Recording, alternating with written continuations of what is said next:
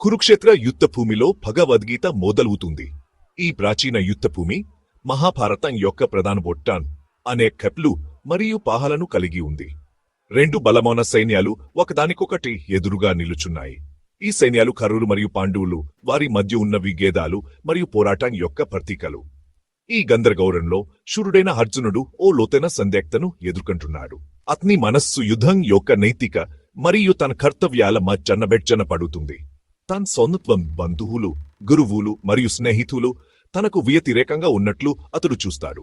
ఈ దృశ్యం అతని హృదయాన్ని కదిలిస్తుంది మరియు అతని ఆత్మను కలవరపెడుతుంది. దుర్జేషంతో కంగిపోయిన అతను తన సారథి అయిన కృష్ణుడి వైపు మార్గదర్శకత్వం కోసం చూస్తాడు. కృష్ణుడి జిపానం మార్గనిర్దేశం కోసం అతని ఆత్మకోరిక స్పష్టమవుతుంది. అధ్యాయం 1లో 21 నుండి 23 శ్లోకాలలో అర్జునుడు కృష్ణుడిని రెండు సైన్యాల మధ్య ఉంచమని అడుగుతాడు. ఈ అభ్యర్థన అతని ఆత్మలోని సంక్షోభాన్ని ప్రతిబింబిస్తుంది. ఈ అభ్యర్థన స్పష్టత మరియు దిక్పథం కోసం లోతైన అవసరాన్ని ప్రతిబింబిస్తుంది. అర్జునుడు తన ఆత్మను ప్రశాంతపరచడానికి మరియు తన కర్తవ్యాన్ని అర్పణ చేసుకోవడానికి కృషి చేస్తాడు. అర్జునుడి విన్నపం మనిషి మరియు దేవుని మధ్య కాలాతీత సంభాషణకు వేదికను సిద్ధం చేస్తుంది. ఈ సంభాషణ భగవద్గీతగా ప్రసిద్ధి చెందింది.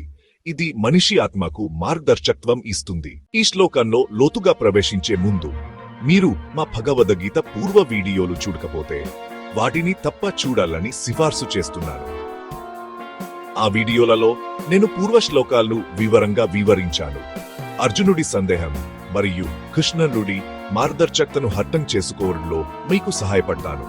అలాగే కురుక్షేత్ర యుద్ధంలో రోజుకి ఏమి జరిగిందో తెలుసుకోవాలంటే నేను దానిపై పూర్తి సిరీస్ సృష్టించాను. ఆ వీడియోలను కూడా తప్పక చూడండి. మహాయుద్ధానికి సమగ్ర దృశ్యం పొందడానికి.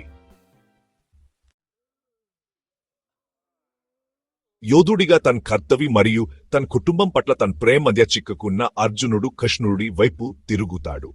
తన అంతర్గత గందరగోళాన్ని బయటపెట్టడానికి రెండు సైన్యాల మధ్య తన ఉంచమని అతను కృష్ణుడిని వేడుకుంటాడు.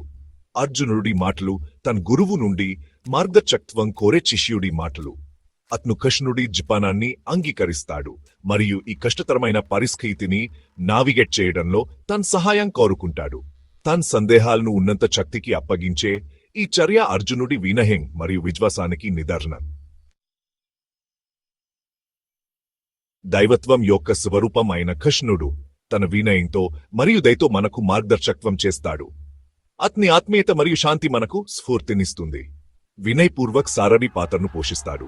అతను అర్జునుడి బాధను ఓపికగా వింటాడు, అతని సమస్యలను అర్థం చేసుకుంటాడు మరియు పరిష్కారాలు సూచిస్తాడు. నిజమైన నాయకత్వాన్ని ప్రతిబింబిస్తాడు. సేవ్ చేయడానికి కృష్ణుడి ఇష్ట నాయకత్వం యొక్క కీలకమైన అంశాన్ని హైలైట్ చేస్తుంది. అతని మార్గదర్శకత్వం మరియు సహనం మనకు మార్గం చూపిస్తాయి. ఇతరులు శక్తివంతం చేయడం నిజమైన నాయకుడు మరియు అవగాహనతో మార్గదర్శకత్వం చేస్తాడు. కృష్ణుడు తన ప్రేమతో మరియు జకాంతో మనకు మార్గం చూపిస్తాడు. కృష్ణుడు అర్జునుడికి మార్గదర్శకత్వం చేసినట్లే సారథిగా కృష్ణుడి పాత్ర జీవిత యుద్ధ ద్వారా మనకు మార్గదర్శకత్వం చేయడానికి అతని ప్రాప్యత మరియు సంసిద్ధతను సూచిస్తుంది. అతని మార్గదర్శకత్వం మనకు స్ఫూర్తినిస్తుంది. నిష్కపట్మాన్ హృదయంతో మనకు మార్గదర్శకత్వం చేయడానికి అతను ఎల్లప్పుడూ మన కోసం ఉంటాడు. అతని ప్రేమ మరియు కరుణ మనకు మార్గం చూపిస్తాయి. మనం ఎప్పుడూ ఒంటరిగా ఉండకూడదు. యుద్ధభూమిని సర్వే చేయాలనే అర్జునుడి అప్రరచన వ్యూహాత్మక చర్య తీసుకునే ముందు పరిస్థితిని అంచనా వేయడం యొక్క ప్రాముఖ్యతను అతను అర్థం చేసుకుంటాడు. ఈ విధానం నాయకత్వం యొక్క కీలక సూత్రాన్ని ప్రతిబింబిస్తుంది. వ్యూహాత్మక స్పష్టత. అర్జునుడి జాగ్రత్తగా పరిశీలన అతని వ్యూహాత్మక ఆలోచనకు నిదర్శనం. అతను యుద్ధంలో అంధుడిగా పరుగెత్తడం లేదు, కాని ఒక ప్రణాళికను రూపొందించడానికి సమయం తీసుకుంటున్నాడు. ఈ ఎపిసోడ్ మనకు ఆలోచనాత్మక ప్రణాళిక మరియు సమాచారంతో కూడిన నిర్ణయం తీసుకోవడం యొక్క రామ్యతను నేర్పుతుంది. కృష్ణుడు మరియు అర్జునుడి మధ్య సంబంధం భక్తుడు మరియు దైవానికి మధ్యున్న బంధం యొక్క లోతైన వర్ణన. కృష్ణుడి పట్ల అర్జునుడి పూర్తి లాంగుబాటు, అతని మార్గదర్శకత్వంలో అతని అవ్యక్త నమ్మకం ఈ పవిత్ర సంబంధానికి మూలం. అర్జునుడు కృష్ణుడి సమక్షంలో ఓదార్పు మరియు బలం పొందుతాడు. ఈ దివ్య బంధమున్న శక్తి నుండి మార్గదర్శకత్వం కోరడం యొక్క ప్రాముఖ్యతను మనకు నేర్పుతుంది. మనం మన హాన్ని వదులుకుని దైవంలో నమ్మకం ఉంచినప్పుడు మనం జ్ఞానం మరియు కప్పకు మనల్ని మనం తెరుచుకుంటాం. భగవద్గీత లోతైన నాయకత పాలను అందిస్తుంది. కృష్ణుడు నిజమైన నాయకుడి లక్షణాలను ఉదాహరిస్తాడు. వ్యూహాత్మక స్పష్ట, వినయపూర్వక మార్గదర్శకత్వం మరియు అన్వేవరింగ్ మద్దతు. మంచి నాయకుడు తన బృందానికి సమాచారంతో కూడిన నిర్ణయాలు తీసుకోవడానికి అవసరమైన దృక్పథాన్ని అందిస్తాడు. కృష్ణుడి వినయం సేవ్ నాయకత్వం యొక్క ప్రాముఖ్యతను హైలైట్ చేస్తుంది. నాయకత్వం అంటే మార్గదర్శకత్వం మరియు ఇతరులు తాము పూర్తి సామ్రాజ్యాన్ని చేరుకోవడానికి వారికి శక్తిని ఇవ్వడం. కురుక్షేత్ర యుద్ధభూమిలో రథ్ మన స్వంత జీవితాలకు ఒక రూపంగా మారుతుంది. ఈ యుద్ధభూమి మనం ప్రతిరోజు ఎదుర్కొనే సవాళ్లకు ప్రతీక. మనం ప్రతిరోజు మన జీవితాల్లో ఎన్నో యుద్ధాలను, ఎన్నో సందిగ్ధతలను ఎదుర్కొంటున్నాం. మనమందరం అర్జునులన్ మన స్వంత యుద్ధాలు మరియు సందిగ్ధతలను ఎదుర్కొంటున్నాం. అర్జునుడిలాగా మనం కూడా ఎన్నో సందేహాలు, భయాలు మరియు ఆత్మవిశ్వాసం లోపాన్ని అనుభవిస్తాం. మనకు ఒక ఎంపిక ఉంది: మన సవాళ్లను ఒంటరిగా ఎదుర్కోవడం లేదా లోతర్నున్న దియసారరి యొక్క మార్గదర్శకత్వం కోరడం. కృష్ణుడిలాగా మన జీవితాల్లో కూడా ఒక దిగ్గసారి ఉండొచ్చు, మనకు మార్గదర్శకత్వం ఇవ్వడానికి. ప్రయాణం సవాళ్లతో నిండి ఉండవచ్చు, కానీ మనం ఒంటరిగా లేము. కృష్ణుడి మార్గదర్శకత్వం అర్జునుడికి ఎలా సహాయపడిందో మనకు కూడా సహాయపడుతుంది. దివ్య సమక్షం ఎల్లప్పుడూ మనతో ఉంటుంది.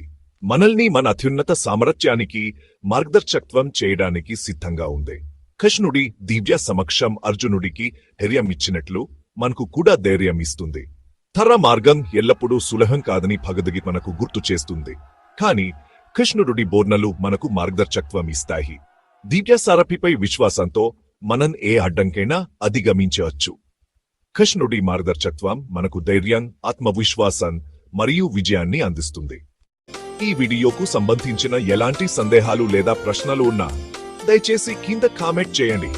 ఈ భావనలపై మరింత స్పష్టతనిచ్చేందుకు భవిష్యత్తు వీడియోలలో వాటిని పరిష్కరించడానికి నా వంతు కృషి చేస్తాను. మీ అభిప్రాయాలు మరియు ఆసక్తితో స్వాగతం. మా తదుపరి వీడియోను మిస్ కాకుండా ఉండేందుకు సబ్స్క్రైబ్ చేయడం మరియు నోటిఫికేషన్ బెల్ను హిట్ చేయడం మర్చిపోవద్దు. అక్కడ మేము ఈ లోతైన విషయాలలో మరింత లోతుగా ప్రవేశిస్తాము.